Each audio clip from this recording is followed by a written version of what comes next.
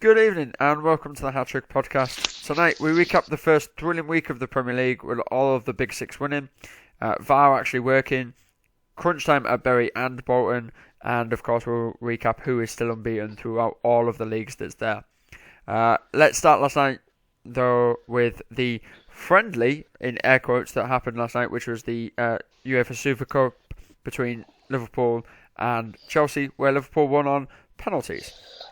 Let's start with that one. The fact that there was extra time. VAR was obviously there. It was officiated by all female officiating. I watched the game. I know that both of you two also watched the game. It was very good. Yeah, it was. Well, I watched bits here and there, but then I watched the full highlights, and it was a decent game, to be fair. But the only problem with that Super Cup for me was extra time. Like, you don't need extra time this early in the season. I just didn't think it was needed. I don't get why they didn't go straight to penalties. Yeah, that was. See, I like this. I think it's I class it as a major trophy. So I like the inclusion of extra time in this. So it makes it feel like it's a proper tournament ending winning trophy and all of that lot. Yeah. Yeah. I understand both sides of that. Also, the fact that it was 2 weeks later than it was originally meant to be. So the fact that it was originally meant to be pre-season, not during the middle of the season, is good. Like, if you have extra time pre-season, that means that you're going to be fitter, stronger, better, faster for actual season. I understand that point of view. I think in that way it's going to be better, but I don't think they expected two English sides to be in it, which is why obviously it was scheduled for this time, because the Bundesliga doesn't start till next week, nor does the Serie A, and nor does La Liga. The French League has already restarted. That starts the same week as the Premier League, but obviously you can't predict who's going to be in these things when you schedule it.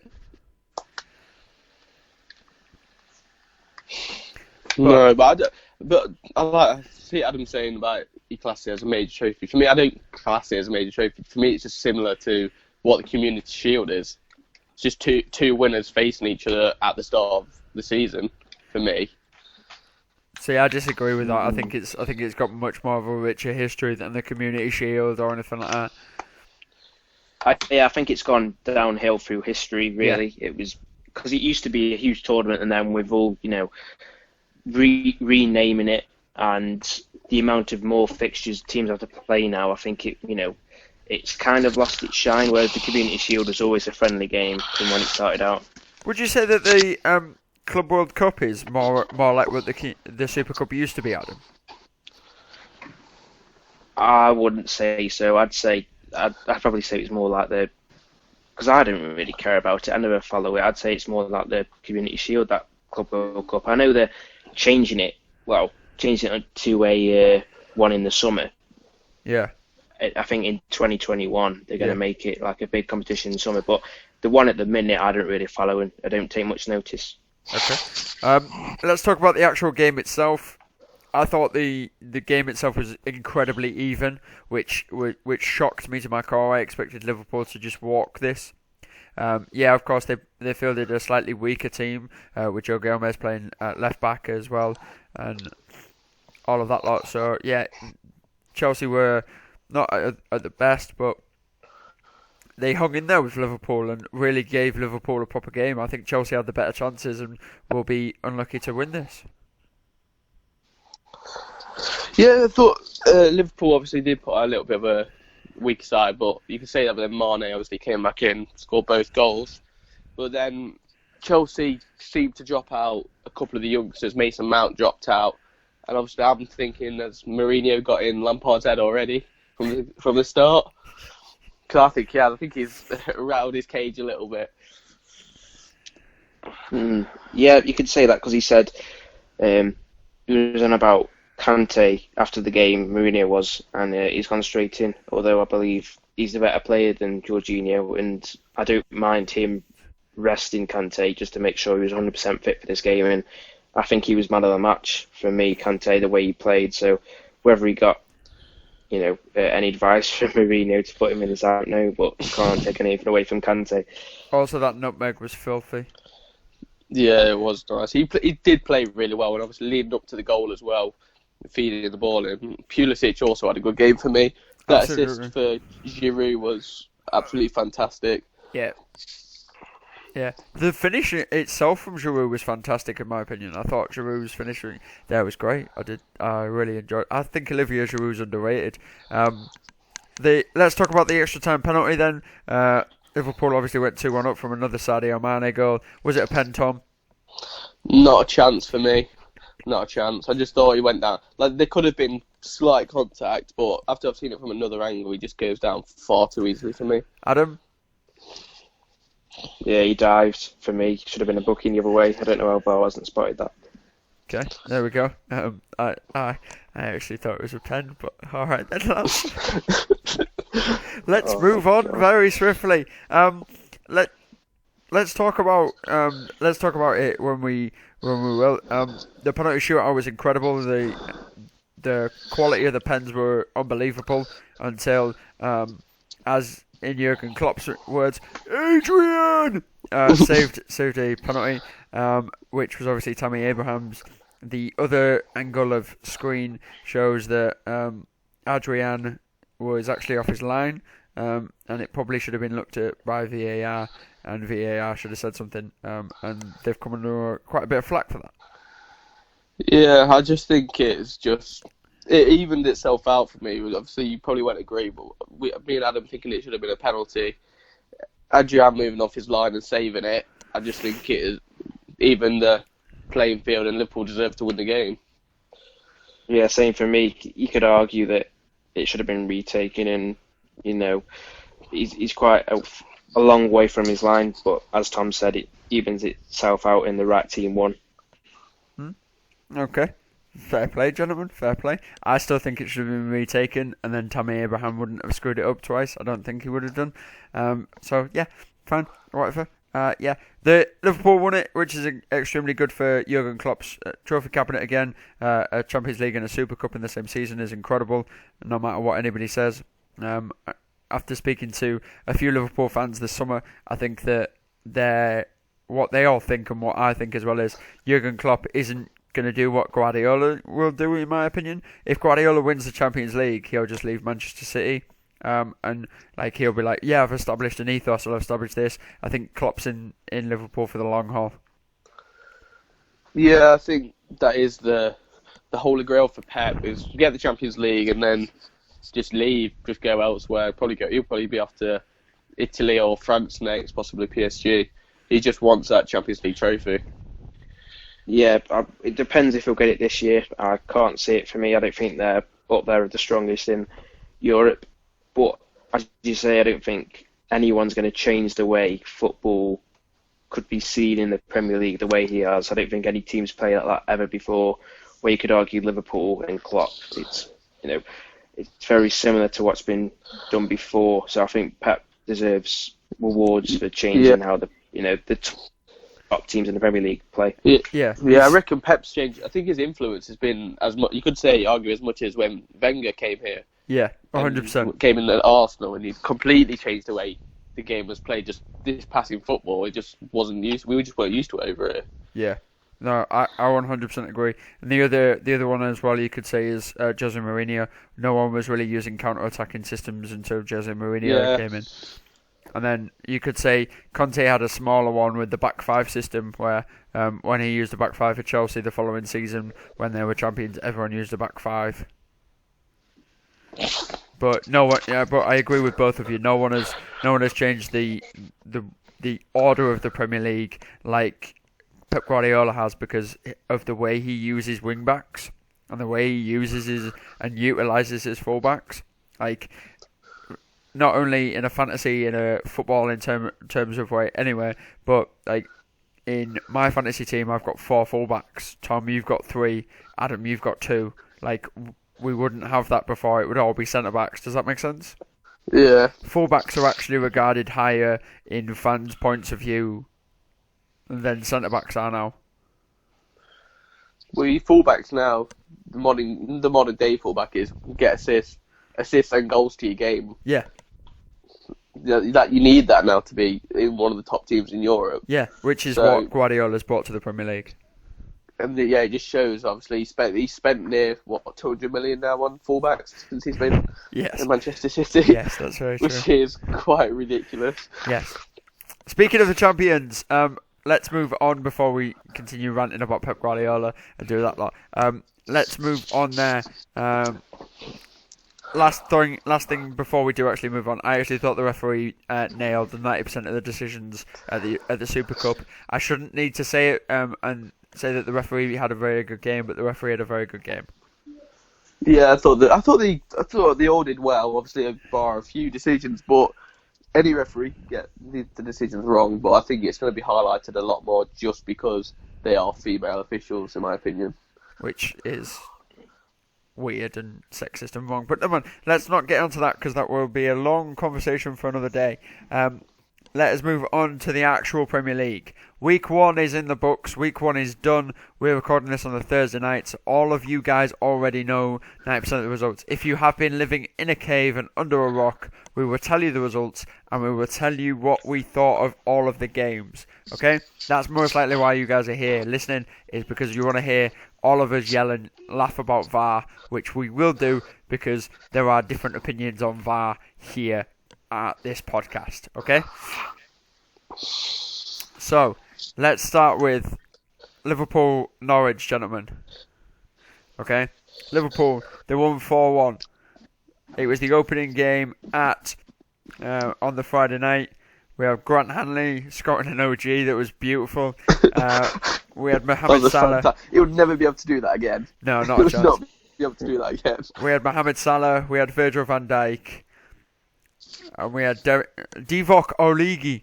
And then, of course, Timo Pukki pulled one back for the visitors at Anfield.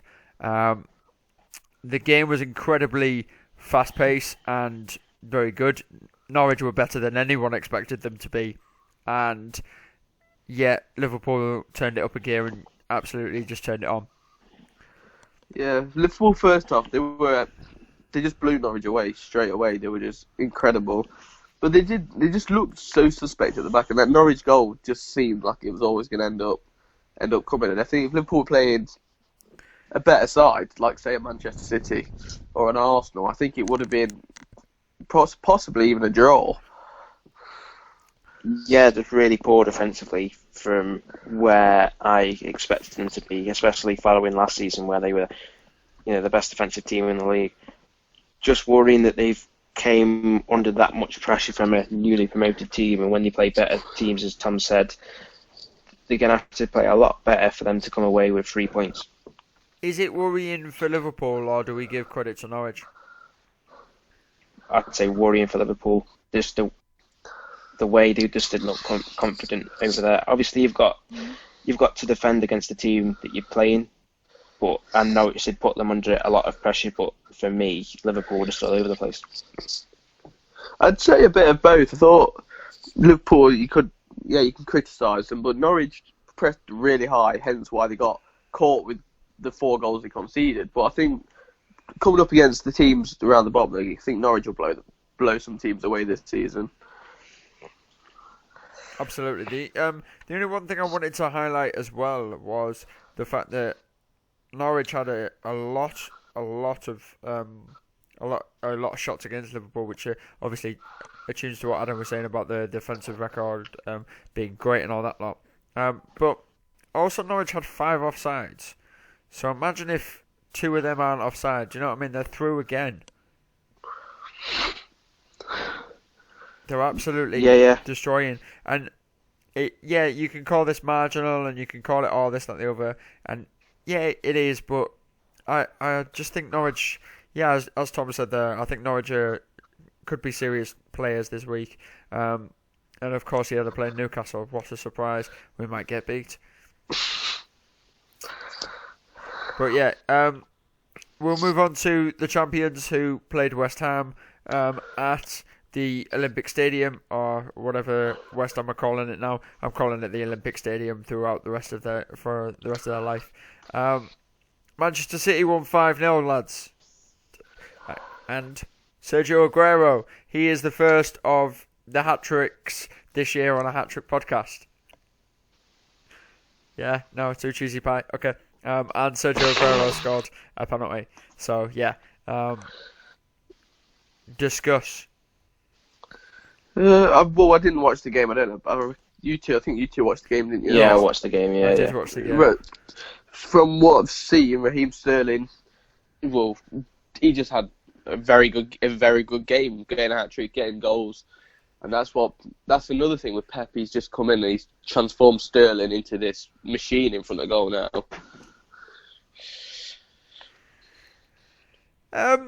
Yeah, I'd agree with that, but I don't think it was Sterling having a very good game. I think it was Sterling having a Raheem Sterling game. Like it wasn't any different from what you see Raheem Sterling do every week in, week out. Like he was all over the place really in the attacking phase of the game. You didn't sometimes hardly notice that Jesus was on the pitch and you thought Sterling was the main striker the way he played. But as you say, he took the chances away. Could have had another one without VAR's help, which was rightly given offside. But yeah, he's going to keep scoring with the way he's playing. Absolutely. Jesus, although he was also ruled out offside for VAR there as well. He got a goal as well, which is nice for him to see there. And yeah, he's going to be a big part of Man City's team, I think, this season. And obviously, Aguero scored his penalty on a second time of asking when Declan Rice encroached, which I actually thought was a very good use of VAR. I thought it was very good. Yeah, right decision. He's not even close to, it's not on the edge of the box where he's like, maybe you could give it, maybe you couldn't. He's well inside, and it's just, I think this will help get rid of it. People will see us and think, right, I've got to think twice before, making a head start on the penalty taker. You've seen this given, and there's no point of me encroaching if it's going to be called back for another penalty. Yeah. So did the ref give it for encroaching, or was it because Rice was the one that cleared the ball? Well, that's the definition of encroachment. But was it because he cleared it, or because he was just in the box? No, it was. It was because he cleared it. So yeah. So how will they say if say two people encroach and they're both next to the ball and one of them clears it and one of them does well? That's the point, Tom. You can't do it. If one encroaches and then puts off the player and someone else and moves it and does that lot, then the referee will obviously pause it to see it. It's a VAR thing. It depends if he misses it. It's only because it was saved. That's the only thing. If he saves it and he pushes it out for a corner and there's been encroaching, nothing. Then it'll be a corner. It's only if the person encroaching interferes with play. Yeah, that's yeah. Which is the law of encroachment. So it doesn't really matter. It's only if they obviously clear it. Which, to be honest with you, it's one of the very few times I've ever seen a defender clear a penalty afterwards. Yeah, it's not something you really see often, especially if he gets just pushed straight back out towards the middle of the goal. It's normally 9 times out of 10 it's either it is scored again, like they tapped it in again because they pushed it right into their thing because it's a mistake by the goalkeeper. But it was a good save by Fabianski. I thought he did very well. Gentlemen, we did this last season after we discussed Liverpool and Manchester City, their games.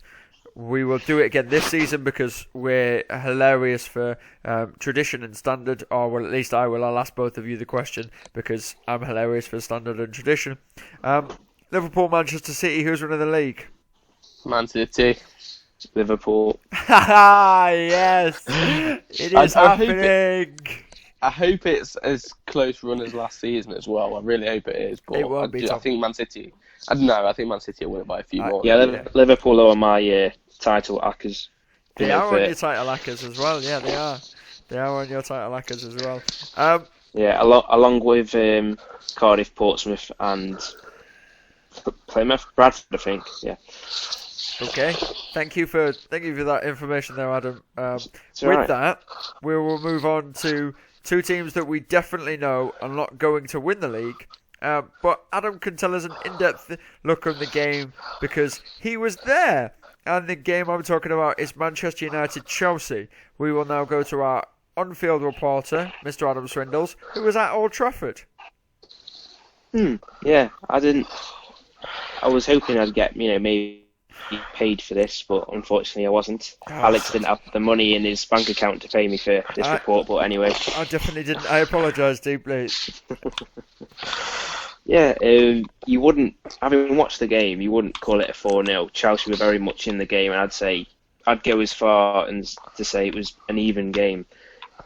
The amount of, I think Chelsea hit the woodwork twice in the first half, really unlucky. And it was a penalty it was a penalty from my view. I was the other side of the pitch. I didn't really get a great view of it. I thought it was a penalty. Looking on Twitter, it was about 50-50. So the first half, I'd say it was very even, but Man United edged it with the goal. Yeah, I can't disagree with that any more than anything. It's just, it was a very strange game in my opinion. It really was, because as you said, if that Tammy Abraham goal goes in instead of hitting the post, or the Emerson one goes in, we're talking about a different game where it's 2-1 at half time. Chelsea are firing on all cylinders and the momentum is different. The atmosphere in Old Trafford would have been different as well, let alone the Marcus Rashford obviously penalty in there. I thought that Man United obviously defensively were a lot more solid. Obviously with Wan-Bissaka putting in as many crunching tackles as he possibly could, and Harry Maguire just mopping everything up. But I thought we was worried about. Go on. I was just worried about Luke Shaw. They really targeted that left side of Man United and were able to get low balls into the box, where Maguire and Lindelof, who I say probably the unsung hero of the game, because it was all about Maguire, but Lindelof himself had a great game. I just think Luke Shaw had a really poor game. Absolutely. The main thing I was going to say there as well is, with it, I thought De Gea actually showed a improvement to his form. Yeah, he was much, although he wasn't tested that much because all of Chelsea's shots were like off target. He looked confident and back to his best, which is really good for people who ever have him in fantasy or whatever. But yeah, it was a strange game because as you said, it didn't look like a 4-0, and if you look at the stats, it shouldn't be a 4-0. But Chelsea were very unlucky. Paul Pogba actually played parts in this game and actually did very well in my opinion.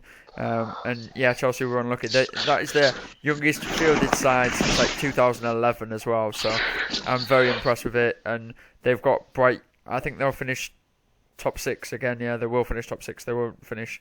Won't finish in top 4, I don't think. No, they won't. I think I've got Man United in top 4. I've got United Chelsea in top 4. Chelsea won't make Chelsea. No, still not in the top 6. Not in top 6 for me. Who? Chelsea. Chelsea, yeah. Wow. Oh. I'm sticking with that all season. I just don't think they're gonna do it. Oh. I'm just thinking if they get a couple of injuries, I think they'll be scuppered. They have a couple of injuries now. But I'm saying Kante didn't play this game. Willian didn't play this game. Pulisic was only half fit. They've only got 2 centre backs that are fit. They're waiting on Rudiger as well. They have been impacted by this transfer ban. This transfer ban has impacted them quite a bit. Obviously, yes, Frank hasn't been able to buy players. He says that every time he gets asked a question. Oh, it's because our squad's not been able to buy players. Oh, I'm actually happy with the squad because I've not been able to buy players. Which one is it, Frank? Come on. Tell us. Tell us which one it is. But that's not the point I'm trying to make. The point is that Chelsea only have a very few number of players at different positions because they've let so many of them go. So the David Luiz sale to Arsenal actually does impact them. He would have played this week at the Super Cup or in the league. It's a different thing. Man United will be fine. They've got a massive squad of very young and talented players. Daniel James. It's Daniel James, isn't it? Yeah. Daniel James, what a dream it is for him. Scoring at the Stratford end, celebrating with your family who all sit in the Stratford end. You know they all sit in the Stratford end. And running around like a madman and playing for Manchester United after the summer that he's had. He signed for Man United and his dad died, unfortunately, bless him. So he's had a very good win. But for me, the pinnacle of this is if we go to the top of Manchester United, Chelsea, we look at Manchester United and Ole Gunnar Solskjaer. He was already under pressure coming into the season. Frank Lampard gets a fresh start, clean slate. You get to say, oh, he's not found his right team, or he's not found the tactics he needs, or this, that, the other. Ole Gunnar Solskjaer lose that game 4-0. Is he going to be out by Christmas? Is he going to be out by October? Is he going to be out this, that, the other? Do you understand what I mean? Yeah, there's just, at the minute, there isn't any pressure on Frank, but I personally reckon if they are, I don't think they will, but if they're at bottom half, like 10th down to 13th, 14th, then he'll be sweating over his job because Abramovich won't give him the time, no matter transfer ban or not. Yeah, I agree with that. He's not going to be patient or not. He wants results and quick. So he'll give him time. I reckon, but not the entire season, maybe half of it. And if he's not where he wants Chelsea, he'll be gone. So we're all in agreement that neither Manchester United or Chelsea will finish in the top four. Man United. No, I think United for me will. Boys. It's between United and Arsenal. I do think there'll be probably a point in it. I just can't call which way. Boys. Right, okay. Let's go to the other one of the top six that played this weekend. There was actually a good game. We're not going to talk about Arsenal till later. Spurs versus Aston Villa. Let's talk about that because I thoroughly enjoyed it. Didn't watch it. Seen the highlights. Ndombele's goal was absolutely fantastic, and they looked like they were struggling up until Harry Kane got that Spurs' second goal. They were struggling. Aston Villa were very, very good. They were. Aston Villa were brilliant. I thought Spurs dominated them, like in terms of shots and everything like that. In terms of possession, yes, they did. But Aston Villa played very good counter-attacking football, and there were two people that were the centre of it. It was. Although the first goal was, a hoof from the back straight to McGinn and scored. So the long ball's still kicking in the Premier League. Of course, but it was straight from a counter-attacking point of view. It wasn't like it was McGinn against 10 people, was it? It was a counter-attack, long ball, Ederson style to John McGinn, wasn't it? Yeah, he did well to take the ball off him, and so you can say that. I just thought, I don't know if I'd brand it as quick counter-attacking football with a hoof upfield. Okay, that's okay. Fine, thanks, Adam. Thanks for ruining my entire point. But yeah, Spurs did dominate them. They had over 30 shots in the game. They had 70% of the possession, over double of Aston Villa's passes. Like they're going to do. This is what Spurs wanted to do. They wanted to dominate it and do that lot. It did take until, and this is really bad for Spurs in my opinion. It took until Christian Eriksen came on the pitch. Eriksen didn't start the game. He came on at the 70th minute. Boom. 3 minutes later, there's a goal. Boom. There's all this, that, the other. Tactical masterstroke true. from Poch. Oh, shut it, Tom. Shut it. It is. He had 3 central midfielders on. He took one off. Got Eriksen on. Boom. He tried to prove to everyone he didn't need Christian Eriksen so he could sell him, and he proved everybody wrong. It didn't work. You know that as well as I do. Don't twist it and don't twist the facts. It's exactly that. He tried to prove to everyone he could win a game against a newly promoted team without Christian Eriksen, with new playmakers in there, with a newish team, and even not his best wide players in that team. I don't think Lamella's in his best team. I don't think Sissoko's in his best team anymore. Like he tried, and he played with them both in the team, and Aston Villa were not comfortable. They were under the pressure a lot, but they dealt with it. And if they can deal with that a lot more, they'll do well against teams around them, and they will stay up. Yeah. I think they're. I mean, I've got them to stay up. It's those key games. It's not so much about how well they do against the top six. It's about how they do well, against the teams around them. So as long as they play like that, especially defensively away from home, they should be fine. Yeah. And this weekend they have Bournemouth at home. And knowing Bournemouth's away record from last week, could we see an upset? I wouldn't know if it'd be an upset. I think it'll be a draw. Villa Bournemouth this weekend. Did you just say if Villa win, it won't be an upset, Adam? Yeah, it won't be an upset, because Bournemouth are that bad away from home, so okay. I wouldn't think it's an upset. Yeah, it wouldn't be an upset I don't think it'd be an upset if either side won. Okay, I just thought I'd bring it up. And on new player watch, Wesley was terrible and Ndombele was good. Yeah? Pretty much. Yeah, pretty much. Great. When we discussed new transfers, I said Ndombele was a baller, and I like when I'm right. Let's go to one of the shock week results of the weekend. Burnley 3, Southampton 0. Nobody predicted this. No, I thought it'd be a draw, but Southampton were just horrendous at the back. I mean, horrendous. Really some of the goals they conceded were absolutely shocking. They played 3 at the back for some strange reason.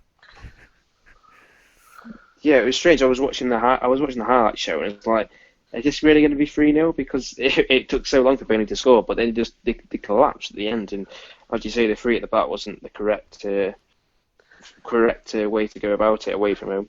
Interesting, they didn't use Shea Adams as a striker either. Yeah. After he scored so many goals last season. I think they did. They used him as a number 10, and they used Danny Ings as the out-and-out striker, right? 3-4-3 it says here, with Shea Adams on the right.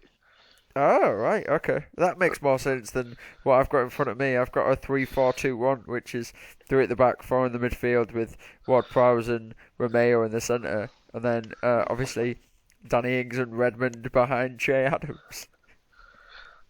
Oh. Which is Okay. even weirder. It's even more of a strange formation. Never mind. Burnley were good. They've been known to be good when they're fit and when everybody's there and all that lot.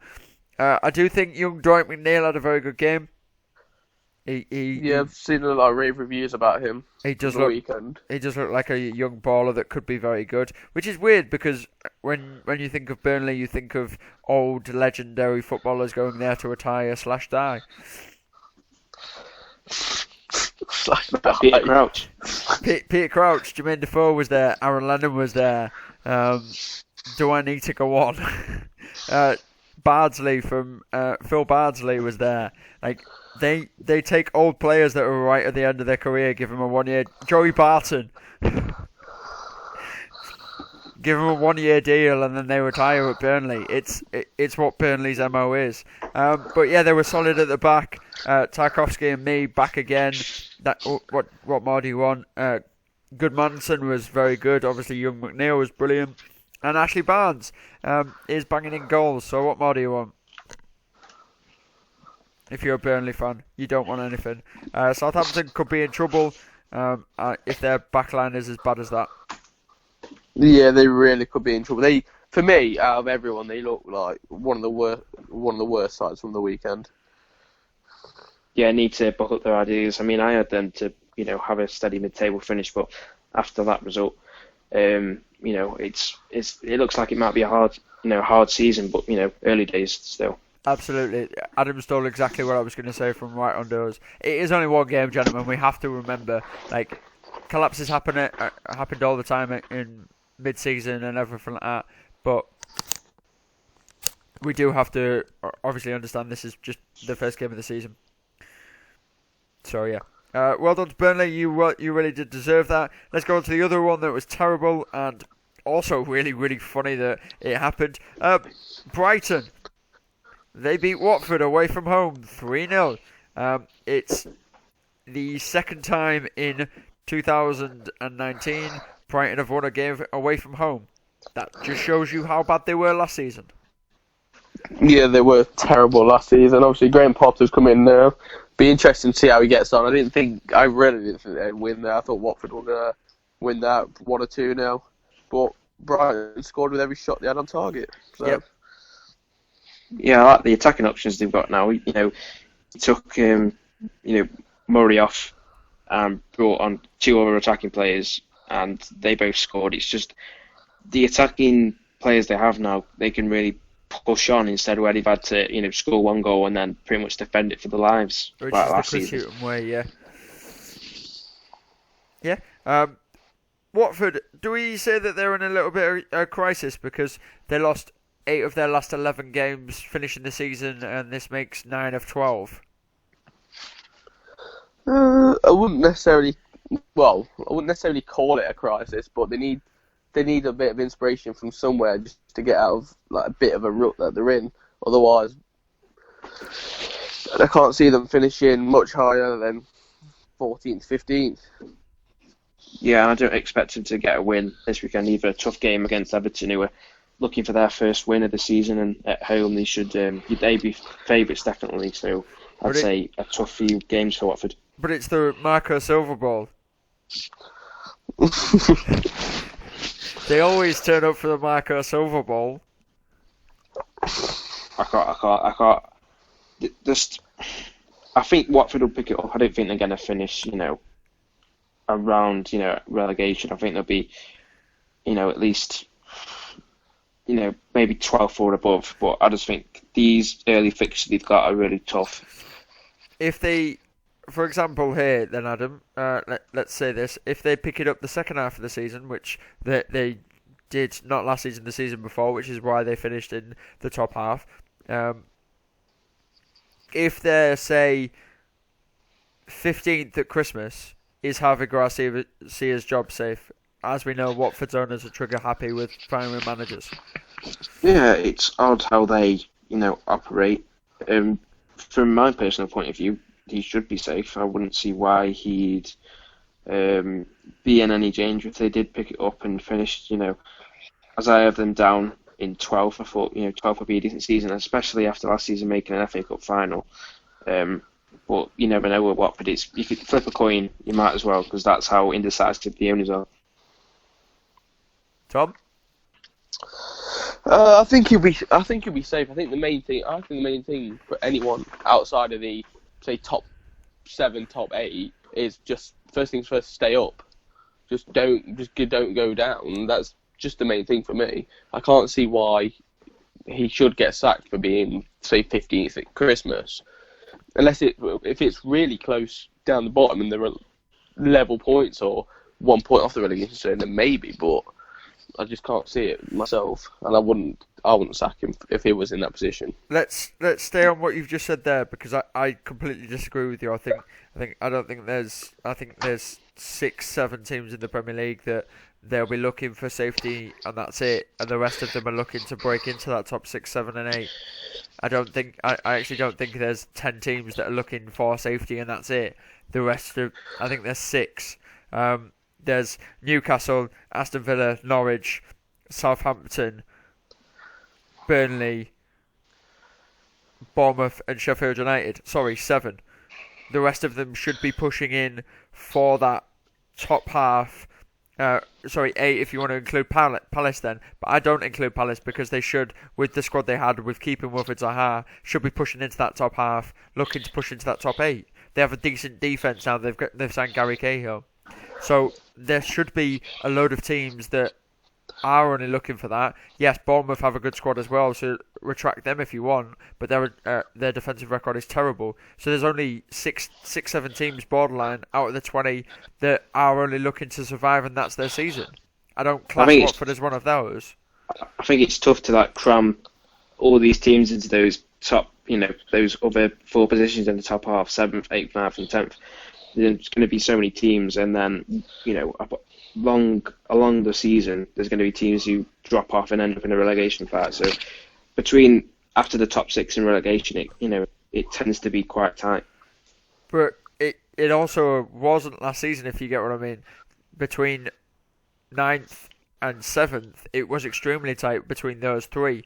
But then between 9th and 10th, there was a 6-point gap, and between 10th and 12th there was also another 6-point gap, and then 12th down all the way to like 18th there was a 3-point gap. So it wasn't that tight by the end of the season. But I see where I do see where you're coming from, Adam. I really do. I just think there are a lot more teams in the Premier League that have bought well, have done very, very well, that should be fighting for them same positions, because that's what competitiveness in this league has now gone to.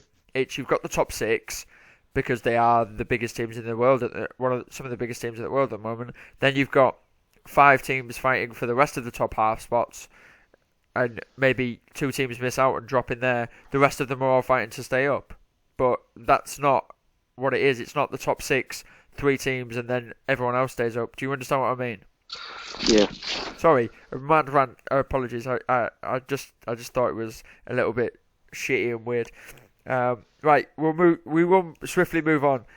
Very swiftly move on before I get even more triggered. We'll move on to a game that actually had goals, and we've mentioned both of them as having weird defences. We'll look at Bournemouth Sheffield United first, boys. Bournemouth, they actually played well. Sheffield United also actually played well. So there we go. Billy Sharp is now one of the only players to score in all 4 leagues of England. So congratulations, Billy Sharp. Yeah, I don't think there's really that much to say about this game. It was more of just kind of ended up, obviously, good for Sheffield United, scoring right at the death. But I just didn't think there was much to the game. Yeah, it was very, I'd say, slow paced. There wasn't much action going on. I'd say probably the poorest game of the week, even with the 0-0 happening the same weekend. So I wouldn't say there's a lot to talk about. Oh, okay. I actually thought very much different. I thought the one talking point that I have written down here to address is the fact that players that have made a step up this weekend from the Premier League, from the Championship to the Premier League, have actually done well. Billy Sharp, Timo Pukki, Shea Adams. You could also say, I'm going to butcher his name, but the centre back from Bournemouth as well. Obviously making a step up from the lower league as well. Do we agree with that? Is it as big a gap as we're all led to believe, or what? I think the gap's a lot smaller than it was even 4 or 5 years ago. I do think the quality's very, I wouldn't say not similar, but when you say the bottom 6 in the Premier League and the teams that come up from the Championship, there's not a hell of a lot of difference. Yeah, I'd say the same. I mean, even in, you see FA Cup games, from last season, I think giant killings aren't becoming a lot more common than I'd say they used to be. Yeah. I think the gap of quality is there, and there's a big gap. It's just being, I'd say, concentration. I don't think the gap is as big. I think, big teams are, especially when you play the smaller teams, are up for it, and I think then the quality drops. But I think within them, if they're playing at a high level as they can do, then I think the gap is there. Okay. We'll move on to the last one of the Saturday games that we haven't discussed. Crystal Palace Everton. The Wilfried Zaha what could have been game. It was boring. It was terrible. Yeah, dominated by Everton, according to the stats anyway. Obviously, Schneiderlin ended up seeing red 15 minutes to go. That probably scuppered Everton, possibly scoring a late winner. But yeah, another game that wasn't much to it. Moise Kean got run out with 20 minutes to go, but just nothing really. It's bad for Crystal Palace's front line when they're starting Christian Benteke and Jordan Ayew. Yeah, it's just when they bought Jordan Ayew, I believe they had him before anyway. They bought him back. He just wasn't who I thought would get him any goals. And Benteke, obviously, with his 1 goal in the past 2 seasons. Yep. Yeah, not what they wanted. Going into the first game, you always want to start with a bang, and neither team did. Absolutely. Especially for the Morgan Schneiderlin fans out there, got banged in a big way. We'll talk more about Palace later on in the show. We'll move on to the Sunday games. We've obviously already discussed the Man United-Chelsea game. Let's discuss the game that I didn't want to discuss today because I'm actually really quite annoyed about it. We'll discuss Arsenal-Newcastle. It should have been 1-0. Very least it should have been 1-1. But yeah, I thought Newcastle were very unlucky, if I'm honest. I thought Joe Linton did quite well up front. He was all over the place, giving Arsenal a hard time. But at the end of the day, it's just a bit of quality, and that's it. 1-0, you've lost the game. But it's not a bit of quality though, Tom. It's a bit of inequality. Like, how the goal came about is not something that would have happened under Rafa Benitez. I'm sorry, I'm going to say it. I'm going to be really harsh. Sorry, Steve Bruce, it's your first game. But if you've got a left-back coming onto the pitch, replacing a centre-mid, first of all, send him to left-back. Don't put him at centre-mid. You've then got a natural midfielder who's playing left-back. Yeah, you've then got... Matt Ritchie was still at left-back, yeah. Yeah, Matt Ritchie was at left-back. You've then got him playing left-back. Move him to midfield. But Williams has said after the game he didn't know where he was meant to be playing. Nobody told him. He just assumed he was going to centre-mid. Matt Ritchie assumed he was going to centre-mid because a left-back was coming on the pitch. So there was this giant gap for Joe Willox to cross the ball to Aubameyang. And everybody knows, if you give Aubameyang the ball in a 6-yard box, what is most likely to happen, gentlemen? He was the joint top goal scorer of the league last year. He's going to score. It is shown on a camera after the goal is going on, about 5 minutes. Steve Booth with his arm in the air. Press people heard it. The camera heard it. Everyone saw it. Him saying, "What the F is going on?" Yeah, I feel for you, yeah. You cannot have that in a game of professional football. You can't. Every player that steps on that pitch needs to know where they're going. Yes, it's Jetro Williams' fault. He should have received the ball better. He should have been in position. He should have been this. He should have been that. Should have been the other. But tell him where he's playing first, please. Just tell him. And would this have happened under Rafa Benitez? No, it wouldn't. Yes, potentially because we wouldn't have Jetro Williams. B, because Rafa Benitez ensures that everyone knows exactly where they're playing, exactly what they're doing, exactly what their job is before they go on that pitch. Thank you, Mike Ashley. You cost us 3 points. Sorry, boys. Apologies. I've been holding on to that one. That one was a long one. Apologies. But yeah, Arsenal were good. They were good on the attack, and we held on for quite a long time. There, Shelby hit the post and did that. Yeah, Arsenal won. We lost. We've got Norwich this week. Arsenal have got a good team. I was surprised they didn't start Nicola Pepe, actually, to be honest with you. But yeah. AFCON, wasn't it? Did he go to AFCON? Yeah, I'm sure he did. Yes, he did. That's why he didn't play. Yeah, he did go to the AFCONs. He did go to AFCONs. Same reason as Mane. Shocking. But then didn't Mohamed Salah? Yeah, but they got knocked out round of 16, I think. Yeah, they did. They got knocked out earlier. I was just joking. I was just playing hard. But yeah, they did. So that's why Nicola Pepe didn't. Let's discuss the last one of the week. We'll wrap this up very quickly. Actually, we probably won't because we'll discuss VAR during this. Leicester Wolves. 0-0. Yeah. Tom. When is a handball a handball? I don't know anymore. I don't think anyone knows the rule anymore. I know the rule. Forever changing. Yes, I do. Forever changing. Go on, enlighten us both on the rule of the handball, please. Because I know the rule, but I'm doing it for comedy's sake because I believe that you're going to be our rule keeper on VAR all season because I'm going to be a chaotic man that just wants Tom to get triggered every minute by VAR.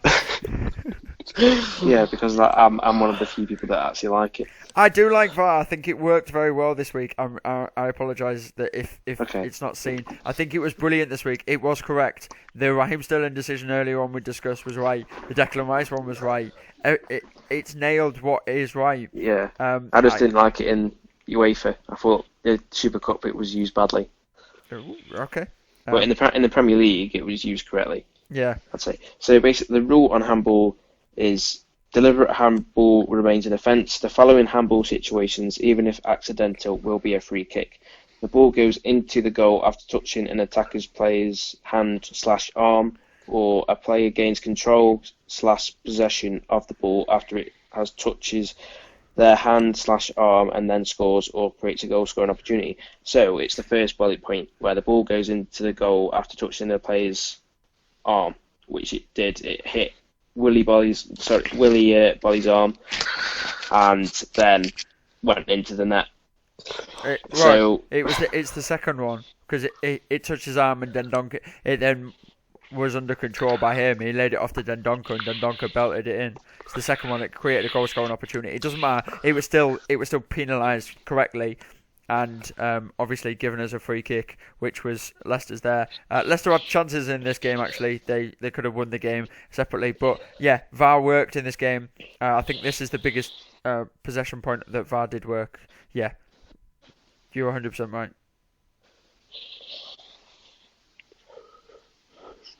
%100% right.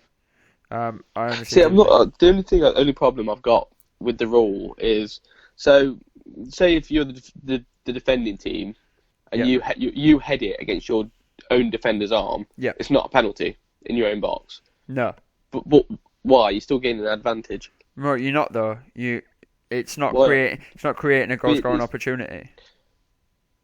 But it would have been. But before, say the rule should be a penalty, because if one team can't score from it because it's in one box, but then it's not going to be a penalty in the other box. I just don't think that's consistent. It is consistent. But this is the argument that everyone's saying here, Tom. Is it's not the fact that it belts consistency. It's the fact that it gives defenders too much of an advantage in a attacking sense. Does that make sense? So if the defender heads it against, advantage defending. Yeah, that's the point. The defence gains the advantage over the attack with the offside thing, with the handball thing, with all of the rules in VAR. This is the way it gains there. So that's the problem that they have there with it.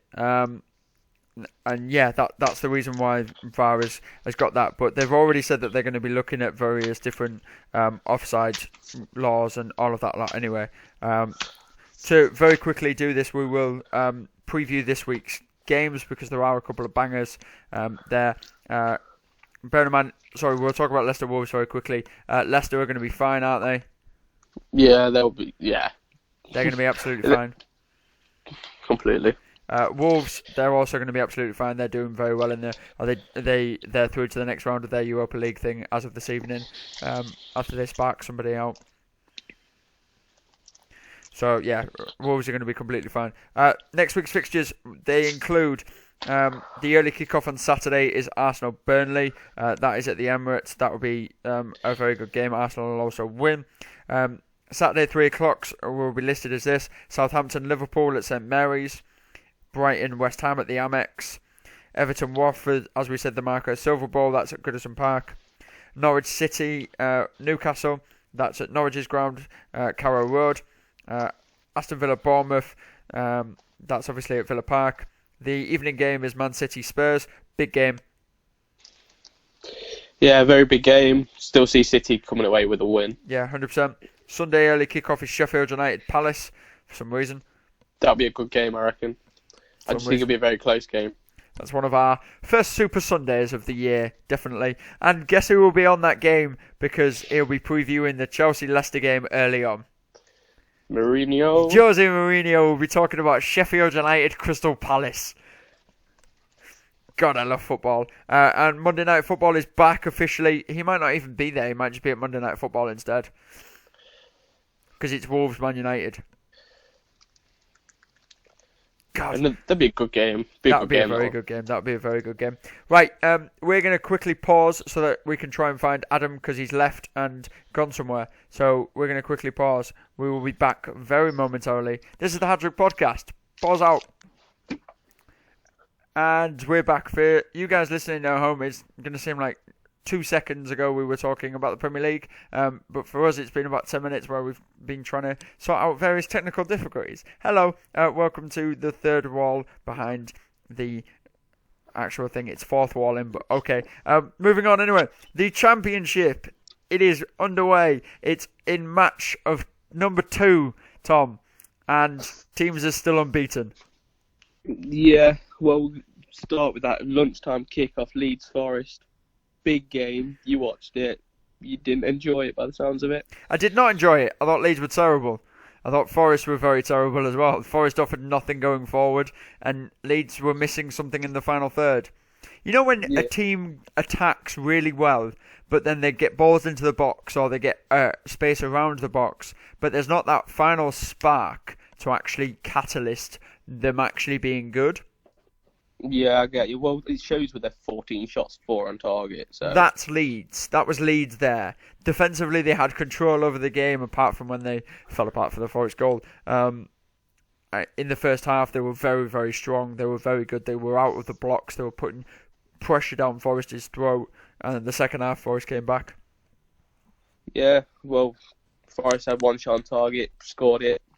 Lewis Grabban, he's going to be the one to grab their goals this season, so they need him firing. But missed opportunity for Leeds anyway, for sure. Definitely missed opportunity. Yeah, I can't really comment on the game. I was watching the Premier League at the time, so from all accounts, from what you've said, I'd have to agree from watching the highlights. I'd say, yeah. Right, so we'll move on. Promotion favourites, Fulham actually got up and running with a win at home to Blackburn 2-0. Kearney and Mitrovic is off the mark as well after their disappointing defeat to Barnsley last week. Fulham actually dominated the game, but only had 2 shots on target, scored both, which it's quite interesting, saying they're 12 shots. That's Fulham for you. The Mitrovic one was a tap-in as well, by the way. Oh, was it? Yeah, it was an utter tap-in. Like he just got it rolled across the face of the net for him, and he just tapped it in. Well, yeah, Mitrovic is either tap-ins or headers. Yeah. Cardiff scored at the death against Luton, 90+6. Isaac Vassell just signed first game. Ex-Luton player as well. And he came on 90+1. Yeah. And scored 90+6. So fair play to Cardiff. They got the win late at Luton. And Sheffield Wednesday, who are actually top of the league now. 2 games in. Don't want to get too ahead of themselves, but they beat Barnsley 2-0. Yorkshire derby. And Barnsley actually dominated the ball in this game, but had no cutting edge by the looks of it. Sheffield Wednesday with 7 shots on target, Barnsley's 3. Just one of those Yorkshire derbies. You think that with Sheffield Wednesday though, I just think it's a little bit weird that they've extradited Steve Bruce and they're now actually doing well. Yeah, it's worked out for him. Because I thought Sheffield Wednesday might struggle once Bruce left, because I thought Bruce would be a team manager to get him in the playoffs. But now you've ended up with him at Newcastle, and you absolutely hate him by the sounds of it. I don't hate him. I just want him to do his job properly.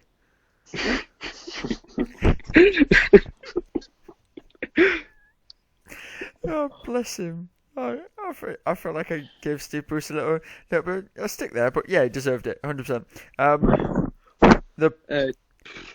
Stoke carried on, just lost again. Charlton on a good run, got 2 wins now on the return to the Championship. And Stoke actually looked poor. I'm not sure if any of you saw Chuck Zaneki's goal for Charlton, or no, Lyle Taylor's goal for Charlton, sorry, where Butland just kind of flapped at the ball. Yeah, sorry, I had it shoved in my face about 3 times from various Stoke fans I know, about saying how unlucky we were from the game. To be fair, Charlton had maybe 4 shots in the game, scored 3 of them, and Stoke hit the crossbar maybe twice in the game. So looking at the highlights package, you'd probably say Stoke were the better team, but obviously you've got to put the ball in the back of the net, and it's a problem that Stoke have, especially from penalties, even though they didn't get one. This is the really funny thing. They played with two strikers as well. Did Stoke? Stoke. They played with two strikers, Gregory and Hogan. And Scott Hogan was like a really regarded player that like Sheffield United were going to buy, Norwich were linked with him, we were linked with him. Anyone that needed a striker were linked with Scott Hogan. So Stoke have gone in and bought him, and he's terrible. Yeah, well, he did well at Brentford, got his move to Aston Villa. And like any striker that seems to end up going to Aston Villa after having a good season in the Championship, just fall off big time. Terrible. Terrible. Derby, why did you draw 0-0? Oh, God, don't even get me started. Well, obviously, Waghorn missed his penalty. It wasn't actually the worst penalty in the world. It was just a little bit too close to the goalkeeper. One of those games we dominated the ball, but just no cutting edge in the final third. Scott Malone should have scored after Joseph did well down the right hand side. But it's just one of those games, still unbeaten. So not the worst result in the world. Would you say that the Swansea goalkeeper was having a very good game? Well, he's Newcastle lad, isn't he? That's why I'm mentioning him. Yeah, he's a Newcastle United loanee. But to be fair, even from when he played for England at youth level, I thought he's a good goalkeeper. But yeah, he had a good game. Fair play to him. I need to get the Newcastle United digs in all the time. I really do. You probably should have won the game, but hopefully this weekend, because I know that you watched the Carabao Cup, which we will get to after we've finished the leagues, and you actually saw one of your new centre midfield signings. I don't know his name. I think it's Bellick, but I might be doing it. Christian Bellick, yeah. Yeah.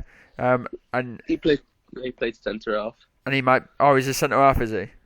Well, he's a centre half or a holding midfielder. He played centre half this game because Poppy said it's easier to play 90 minutes at centre half than it is in midfield. So that's so true.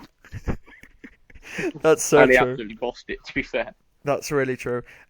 Yeah, so we'll do a quick rundown of the Championship table because there's been more than one game, and tables after one game aren't worth really reading, which is why we didn't read the Premier League table. So there's no real point in doing it. So the Championship table reads like this. In the two automatics, we've got Sheffield, Wednesday and Charlton. Third is Leeds. Fourth is QPR. Fifth is West Brom. Sixth Derby. Seventh Swansea. Eighth is Birmingham. Ninth is Millwall. 10th is Preston. 11th Fulham. Cardiff for 12th. Hull, Brentford, Barnsley, Wigan, Luton, Middlesbrough, Huddersfield, Nottingham Forest, Bristol City, Reading, Stoke and Blackburn make up the rest of the Championship. Blackburn are on 0 points with a -3 goal difference, the same as Reading and Stoke. Reading could be in trouble here, boys. This season, big time, but I don't know. They're just one of those teams for me where they came to Pride Park last season. They tried to play. They didn't have the players to play, and they just got caught. And they looked like they could do something, but then they just lose the ball in silly areas. Yeah, absolutely. Yeah, Adam, I'm sure you'll be glad to see Stoke down there. Yeah, especially with Derby coming up at the weekend as well, and they should, I'd expect Derby to win that one. And Stoke fans already calling for Nathan Jones's head on the radio, so interesting to see how he goes about his business with the pressure on his head. They're so fickle, aren't they? Yeah. They really are. Stoke fans, they're just so fickle. Like, before Nathan Jones was the saviour, and now it's been 2 games and they haven't really played well, and now he's a heathen. I don't understand it.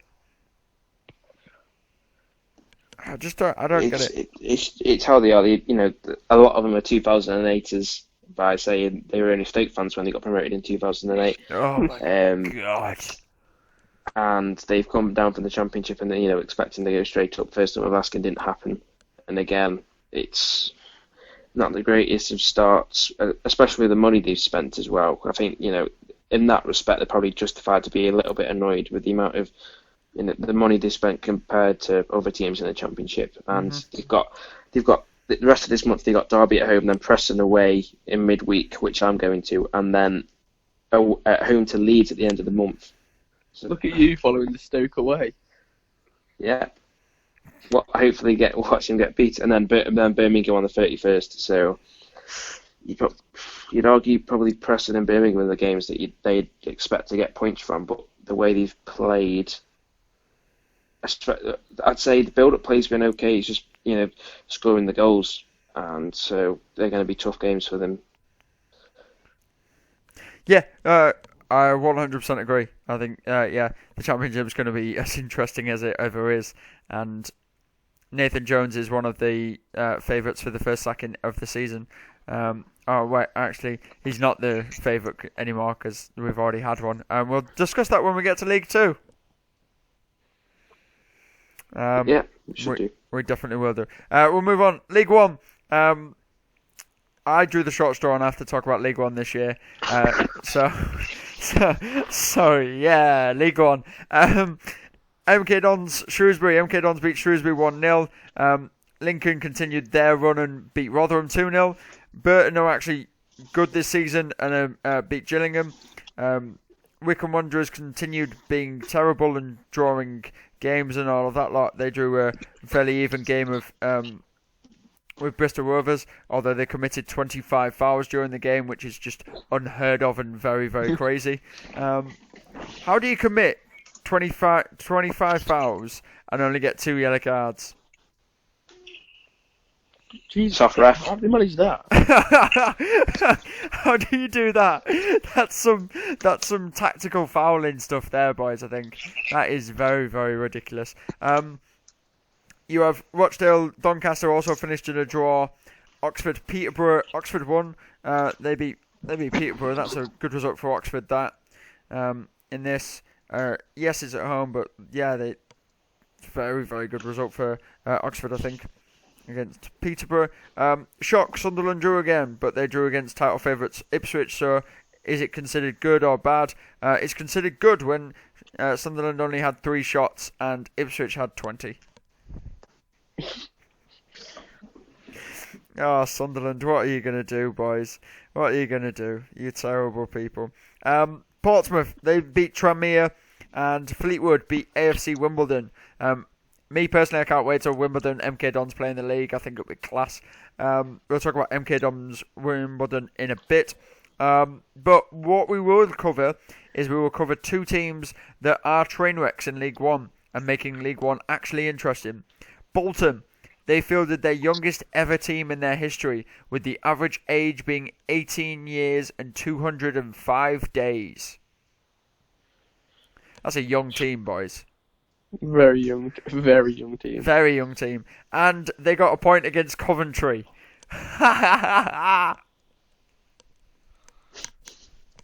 Bolton are off the mark, gentlemen. Bolton are off the mark. They got a 0-0 draw against Coventry. Coventry had 24 shots and 68% possession. I think Coventry also scored 3 goals that were given offside as well. Yes, they did. Thank you for that, Adam. Coventry had 7 offsides. 3 of them constituted goals. So, yeah, Coventry were robbed, but it's still funny that Bolton got a point and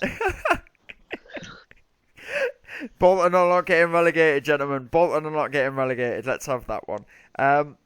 Speaking of Bolton, the news over the last couple of days is that a takeover is coming thick and fast.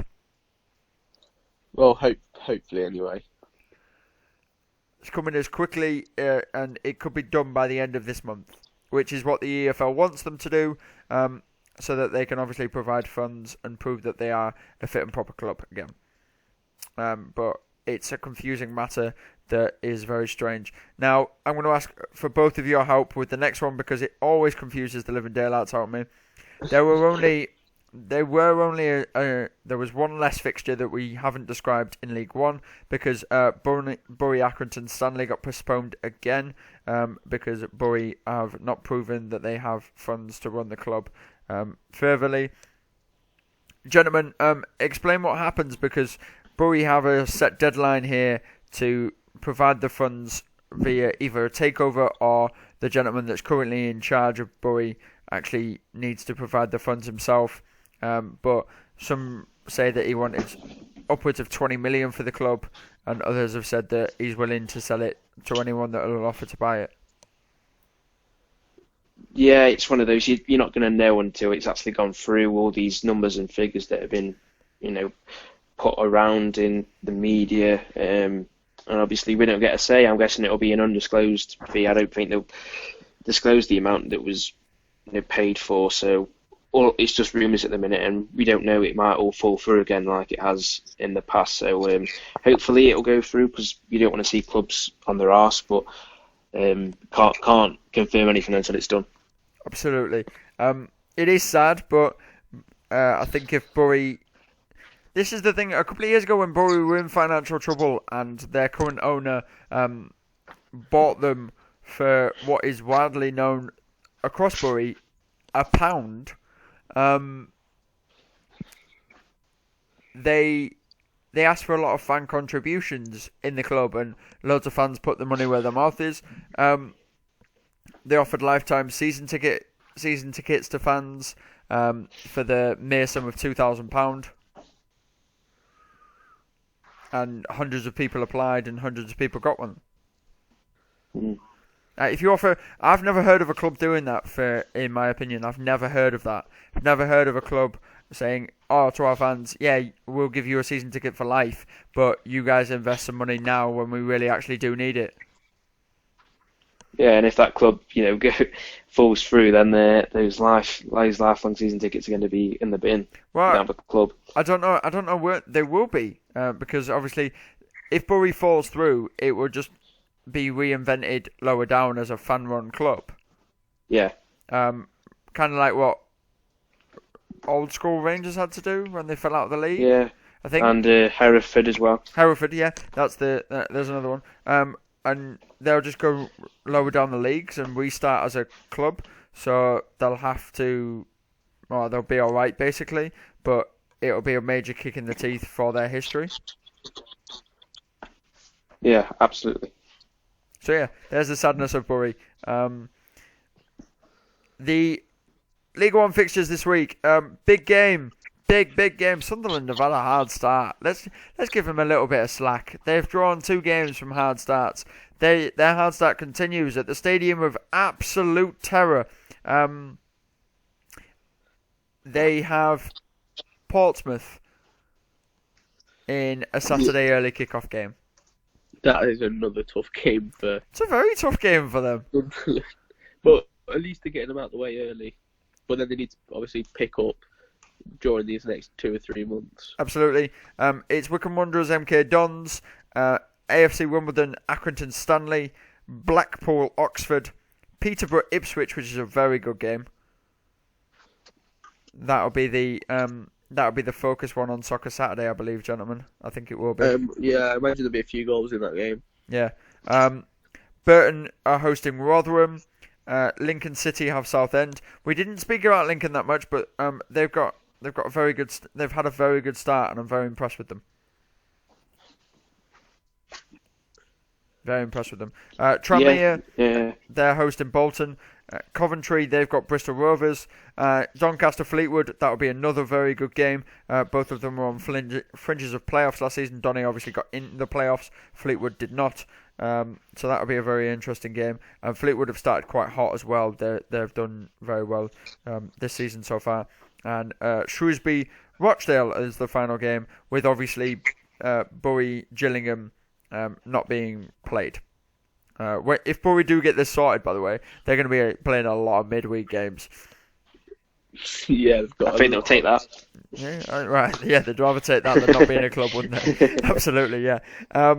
So I'm actually not going to read the table here because I've decided not to. We're making a decision on pod that we're not going to read the table until 5 games is played for it to actually form and flesh out, because otherwise it would just seem weird to read a club like Burnley sitting 4th, or a club like Wycombe Wanderers sitting 4th, or Peterborough in the relegation zone. Like it doesn't seem cool to me to do that. So I'm not going to do that. We're not going to do that anymore. It just seems weird. Adam, League 2, officially known as the Adam Swindles League. Is it? It is now to me. It is now Okay. to me. Instead of it being the Skybet League 2 and sponsored by a rogue and corrupt betting company, we'll name it the Adam Swindles League because you fully appreciate it, whereas Skybet probably don't. Okay, thank you. I'll take that. Okay. Okay, so this weekend there were a few upsets, I'd say. Scunthorpe, who were, due to the betting companies, are supposed to be up and around there. They got battered away by Cheltenham Town 4-1. Same for Salford City. They lost 2-0 to Crawley, who you'd expect to be up there as well. Leyton Orient got battered 3-0 by Macclesfield, now managerless Macclesfield after Sol Campbell leaving today. It was bound to happen because he hasn't been paid for 4 months. Yeah, he hasn't been paid since the end of the season. Yeah, so it's a strange one. He's decided to manage 2 games and then leave. I'd have just thought he'd have left before the season started. But whatever. He's a strange man anyway. Isn't he? He got promised. The reports are today from TalkSport and the Daily Mirror. Yeah, no, they're not really the reliablest sources, but there's 2 of them, so we're going to kind of assume that they're probably right. There's 2 of them, so it's been doubly confirmed that he had been promised that he would have got his end-of-year bonus for keeping Macclesfield up by the end of August, and he'd then been told in a meeting today that that wasn't going to happen. So he might have been, fair enough. So he might have been waiting for that bonus for keeping them up, which would have been probably a considerable amount of money because he kept them up against all the odds. And then since that money wasn't coming, he was like, right, yeah, sod this, I'm going. Which again is fair enough. I don't think any Macclesfield fan is like, yeah, bye Sol, you utter loser, thanks for nothing. I think Macclesfield fans really care about him, and I think he'll get another job in the league. I disagree. don't I know. don't think he will get another job in the league. You don't? I don't. No. I think you'll have to drop down to the conference if you want another job from me. Wow, really? Yeah, I'd agree with that as well. Oh my God, no! I just think a lot of teams see through him and see that he thinks he's bigger than the club. I don't like his character, to be honest. Oh, right. Okay. I agree with you there, Adam. Like in his interview, he said like took him 12 to 15 applications to get a job. Finally landed one at Macclesfield, and then tried to jump ship for Oldham. I just don't rate that after you say it's so hard for ethnic minority managers to get jobs, and then you just try and jump from club to club when someone's actually taking a chance on you. Yeah, so some more of the results. Bradford drew again against Grimsby. Vale drawing 1-1 against Southampton, which was just a really infuriating game for me. I want to know what happened. It was basically the exact opposite of the first game, which was last week against Colchester. I thought we were fortunate to come away with a draw. They were the much better team, and they dominated the ball and dominated the chances. Whereas this time we dominated the ball, we dominated the chances.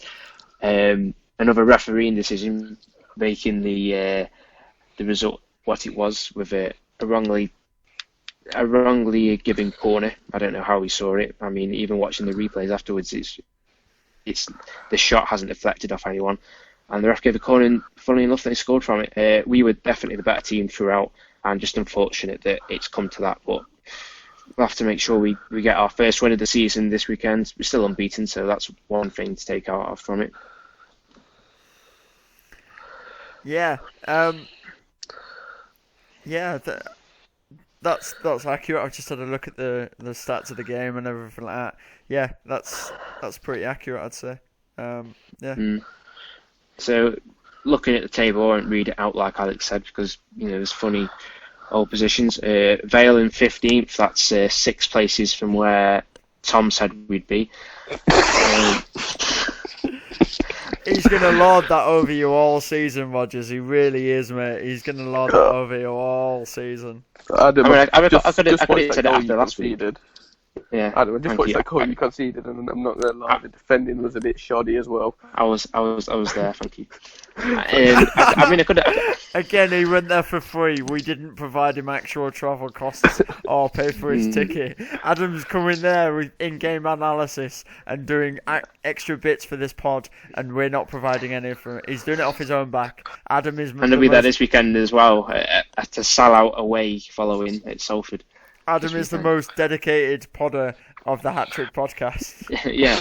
So anyway, Scunthorpe, who I think you two both put in the playoffs, was that right? Before the season kicked off? We did, yeah. Yeah, they're bottom of the table with -5 goal difference. Which I still reckon they won't finish there. No chance. I reckon they'll be, a fine mid-table season. They're not going to finish down there. They've got too much quality in the squad. It's just things haven't clicked. They went 1-0 up against Cheltenham as well. Yeah, the defending was awful though. I'm surprised. I don't know how Derby only beat them 1-0, and that's not a dig. I seriously don't know how. No, but when we played them, we did dominate the ball a lot, but they didn't look half bad. But they were just really, like you said, they were really slow at the back and really sluggish. And then top of the table is Plymouth Argyle, winning both games, and Swindon Town second, just below them, with behind on goal difference. So, looking at this weekend's fixtures, I'll read them out to you now when they get them up. Bradford at home to Oldham, Carlisle at home to Mansfield, Colchester, Cambridge, Crewe, Walsall, Exeter, Swindon, Forest Green, Grimsby, Leyton Orient, Stevenage, Morecambe, Cheltenham, Newport, Plymouth, Northampton, Mac, Salford, Vale, and Scunthorpe, Crawley. And then there are midweek games, but we'll leave them for now. Yeah. We can review them. We can review them next week after. How do you reckon you're going to go on? Roundup. How do you reckon you're going to go on at Sorry? Salford this weekend? Salford, How do you think you'll go on? They have had mixed results. They played Stevenage first game, and they're still in the relegation zone. Stevenage after losing again this weekend. So that game was arguably Salford played well, but Stevenage would probably played worse than Salford were better. And then a poor result against Crawley Town, who aren't favoured to do much this season. So it's really, I don't know where Salford are at the minute. So it'd be interesting to see how they play against us. I'm just hoping we can get a win. That's what we need. 5 points out of 9 will be a decent return as well. Yeah, I agree with you, 100%. We will keep an eye on the ever-interesting League 2, as we always do, because I love League 2. I think it's so brilliant. I do. Plucky little League 2. You just love it for a laugh. That's the only reason you like it. Yeah, because there's no other league in the footballing league, in my opinion. There's no other league where a game can be decided by a referee not seeing a deflection. Thank you. I can't see it. I think the standard of refereeing below the Championship is appalling. We're meant to have the best referees in the world. Best referees in the world, apologies. We're meant to have them, and they're not visible in League 1 and 2. I think it's embarrassing. Me too, mate. I don't understand it. I could referee better than some of these blokes. And I'm a terrible ref. So I don't know. Right, anyway, before we get into that, let's get into everyone's favourite November Cup, the Carabao EFL Cup. The first Not round. heard that one before. The first the round. November Cup. Everyone's favourite November Cup that's not actually finished in November. It's finished in February for some silly reason. It's finished for us in August. It's finished for us in August. The first round of the Carabao Cup, or the EFL Cup, whichever way you want to call it. I'm still going to call it the Carling Cup all season because that's what it should be. So the first round of the Carabao Cup went ahead this Tuesday No, it just went ahead on Tuesday. It didn't go ahead on Wednesday either. Just went ahead on Tuesday. And Oh god, this is a joke of an actual You segment. could say slash the went Tuesday before because there was one game last week. It was Portsmouth Birmingham, which was weirdly played that week. Oh, it was because Coventry had to play their home game there, wasn't it? Yeah. Yeah, that's why it was. Yeah, it's because Coventry had to play a home game. I think they were away, Coventry. Weren't they? No, I thought the game was played at Portsmouth. Or was it at Birmingham? They played Exeter at home fair enough, then. in the EFL. Fair So enough. that's why Birmingham had to play it the following week. But yeah, that doesn't make sense because Birmingham were away at Portsmouth. So Yeah, I think it might have just been they went to the game for TV or something. That's the reason. And Okay. let's go with it. Moving on. Yeah, moving on very swiftly. Portsmouth obviously beat Birmingham. Shock. There's a giant killing for you. They won 3-0. Other highlights from it. Middlesbrough got beat by Crewe Alexander. Obviously Sheffield Wednesday's game against Bury got postponed.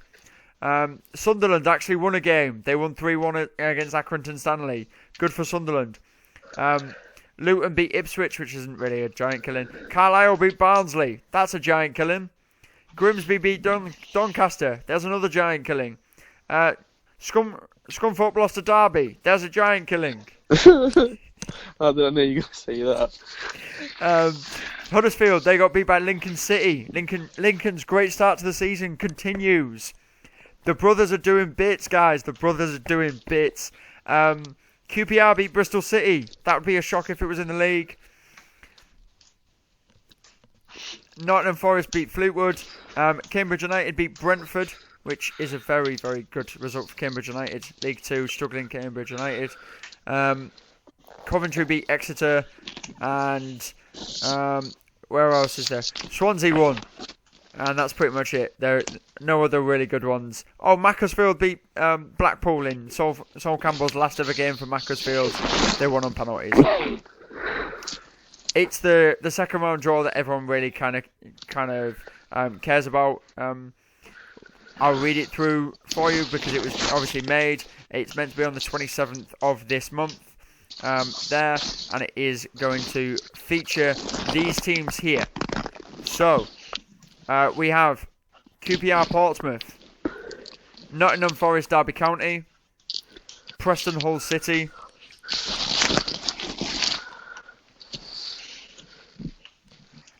Hull City. We've got Grimsby Town, Macclesfield, Fulham Southampton, Southend MK Dons, Plymouth Argyle will host Reading, Bristol Rovers will host Brighton. Now that could be a very good game. Crewe will host Aston Villa, Burton Morecambe, Lincoln Everton, a repeat of the FA Cup game last season, where Everton got beat off Lincoln, if I remember that correctly. No, I think Everton beat Lincoln. Oh, come on. At Come on, Goodison. Alex. Terrible. Swansea City Cambridge, Bournemouth Forest Green, Palace Colchester, Sheffield United Blackburn. Rotherham will play either Sheffield Wednesday or Bury. Crawley Town Norwich. Leeds will play Stoke. Watford Coventry. Burnley Sunderland. Newcastle Leicester. Rochdale Carlisle. Newport West Ham. Oxford Millwall. Cardiff Luton. Any takeaways, boys?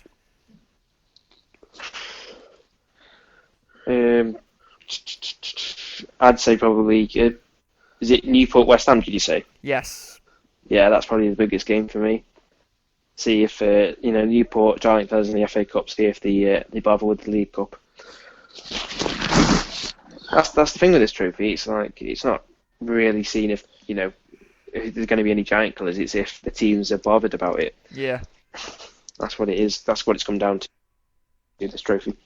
That's the thing. We've drawn Forest away next round, and I'm intrigued to see if both teams are going to go for it, go full strength, like a full-blown league derby, or if both teams are just going to say, "Well, no, we'll just throw in 3 or 4 young lads."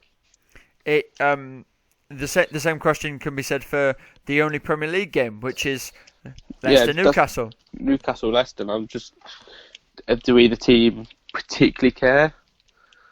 We don't, because we never care about cup fixtures, which annoys me. I want to go to Wembley, man. I want to go to Wembley. I want to go to Wembley. I want to go to Wembley. I've not been to celebrate it with Newcastle. I want to go to Wembley. All the rest of you have been to Wembley. I haven't. Right, okay, yeah, Adam, you haven't been to Wembley. Port Vale. If Port Vale went in the, is it the EFL trophy, or what is it called? It's the leasing.com trophy. Oh Yeah. my god. I remember when I saw that and I put it in, obviously, the chat the other day. That was shocking when I saw that. Oh my god. The leasing.com trophy. If they went to the final of that, would you go watch them in that? Yeah, but I won't go to any of the other games though. Okay. You know, Just the final. hashtag B team boycott. Oh my god. Could you imagine though, like say the two teams get to the final and it was just boycotted completely? Yeah, because it was B teams. Imagine like just a few hundred people turning up at Wembley. That's what I'd want though. If Vale weren't going to get that, I'd want two B teams to go because then it would show that it's a farce. Yeah, it would be Man City, who got really far last year. That was a B team. Chelsea did. Man City, Chelsea. Let's say Chelsea's under 23s is basically Chelsea's first team squad, isn't it? Yeah. Chelsea got to the semi-finals last year, so we're really close to getting there. That's absolutely a joke. Man City were in quarters before they got beat by Sunderland, didn't they? Yeah. Yeah. So yeah, there you go. That's that. Right, we're gonna move on to not a new segment. We normally call it Tom's transfer gossip segment, but we're not doing transfer gossip because the transfer window's closed. The only transfer gossip really is Neymar's going back to Barcelona and he's going to take a 14 million pay cut. That's it. We don't care about Neymar. Neymar's an arse. Scum. Scum's a little bit strong, but yeah. It's a little bit strong. Sorry, Neymar representatives. Please don't sue us for defaming Neymar's name. He isn't scum, he's just a bit of an arse. I think with a good talking to, he might be alright. Or maybe a punch on the face. Whichever one of them you want. Adam would probably punch him on the face. Yeah, let's start that one. That's our new season dilemma for this year. Will Adam punch Neymar on the face? Speaking of any other business, Mr. Tom Rodgers wrote a banger. Luka Milivojevic, definitely an unsung hero in that Crystal Palace side. It was about Luka Milivojevic, and it was whether he was an unsung hero in the Crystal Palace team, being that sitting sweeper, centre defensive midfielder, esque. Like Kante and Fernandinho. But unlike Kante and Fernandinho, Milivojevic is 6'3" and built like a brick shed house. And he's good from set pieces. Yeah. I mean, Kante can take a free kick. But did he get 12 goals? No, he didn't get 12 goals. No, Milivojevic is just a beast for Palace, and I would worry about Palace if he left. Similar to the effect of what if Zaha left, for me. Do you think I think they could replace Zaha or they could at least recreate him if he left, but I don't think you can recreate Milivojevic. Yeah, I'd probably agree that there are a lot of wingers out there similar to Zaha, and like Zaha got 10 goals, 5 assists last season. Milivojevic got 12 goals, 2 assists from defensive midfield. And it just shows that Zaha didn't actually do incredible. Like he wasn't setting the league alight. He was just did enough to keep them up. But didn't Zaha miss like 2 months through injury? I know he missed a few games. I don't know if it was about 6 weeks, 2 months. But even still, I thought he got a lot more goal contributions than he had. But the thing that really shocked me about the actual thing there was that Milivojevic is in the top. If you look at the statistics, which I did double check after, not saying that you didn't do your facts, Tom. You did everything correctly. It was just I was astounded to find out that he is the third in ball recoveries. He was the third in tackle completion and all of that lot. Behind obviously N'Golo Kante and Fernandinho. It was him. It wasn't anyone else. It wasn't like Nemanja Matic or anybody like that. It was Milivojevic. Yeah, it did. Well, that's the thing. At the end of the day, the stats just don't lie at all, and I just think he's so good for them. And I would, if he was 4 years younger, I do think he'd get spoken about a lot more. How old is he? 29, I believe. Right, but this is his twilight. His twilight of his career. I hate that word. But yeah, not because of the book series, the book fantasy series, just because it's so wrong. It's just wrong. We're getting that. That's another day. It's another day. That's the banger I'm gonna write next. Is why the twilight of your career is wrong. Featuring Tom Brady and the TB12 method. But yeah, I just thought it was a banger, Tom. Do you have a vanity URL? Do I have a what? A vanity URL. Do you have a link for everyone to do it? What I'll do is I'll put the link in the description of the. Yeah, I've got I'll a put it link in the description of this video so that you can go and check out Tom's banger of an article. That is a banger of an article because it is very good. Also, over the next year, all of us are going to be writing a lot more bangers of articles. So when we speak about them on the pod, get used to it. It's going to be really cool. Adam's going to write why Tom Pope is the greatest Port Vale player ever to wear the shirt. And I'll probably write why Steve Bruce is an idiot. But why Steve Bruce is sacked November. Yeah, he'll be sat by the time you get to. yes, he definitely will be. And on the note of us criticising managers more and more, we will leave it there. So what I will say is thank you to you, Mr. Tom Rodgers. Thanks a lot, mate. Thank you to you, Mr. Adam Swindles. Thank you. Until next week, ladies and gentlemen, enjoy your weekends. Bye-bye.